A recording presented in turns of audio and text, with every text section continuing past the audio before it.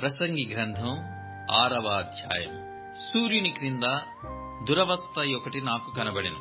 అది మనుషులకు బహు విశేషముగా కలుగుచున్నది. ఏమనగా, దేవుడు ఒకనికి ధనధాన్య సమృద్ధిని ఘనతను అనుగ్రహించును. అతడేమి కోరినను అది అతనికి తక్కువ కాకుండును. అయినను దానిని అనుభవించుటకు దేవుడు వానికి శక్తిని అనుగ్రహింపడు. అన్యుడు దానిని అనుభవించును. ఇది వ్యర్థముగాను గొప్ప దురవస్థగాను కనబడుచున్నది.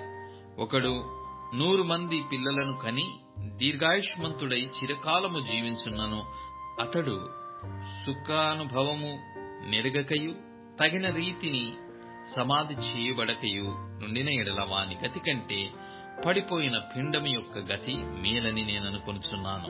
ఇది లేమిడితో వచ్చి చీకటిలోనికి పోవును.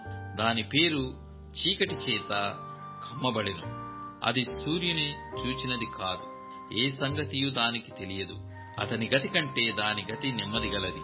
అట్టివాడు 2000 సంవత్సరములు బ్రతికియు మేలు కానకయున్న ఎడల వాని గతి అంతే. అందరును ఒక స్థలమునకి వెళ్ళుదురు గదా. మనుషుల ప్రయాసమంతయు వారి నోటికే గదా. అయినను వారి మనస్సు సంతుష్టి నొందదు. బుద్ధిహీనుల కంటే జ్ఞానుల విశేషమేమి? సజీవుల ఎదుట బ్రతక నిలిచిన బీదవారికి కలిగిన విశేషమేమి? మనస్సు అడియాశలు కలిగి తిరుగులాడుచున్న ఎదుట నున్నదానిని అనుభవించుట మేలు. ఇదియు వ్యర్థమే, గాలికై ప్రయాసపడినట్టే.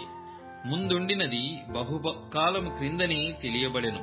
ఆయా మనుష్యులు ఎట్టివారగుదురో అది నిర్ణయమాయెను.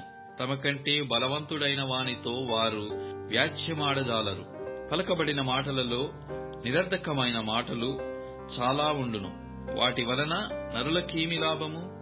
నీడవలె తమ దినములన్నీయు వ్యర్థముగా గడుపుకొను మనుష్యుల బ్రతుకునందు ఏది వారికి క్షేమకరమైనదో ఎవరికి తెలియను?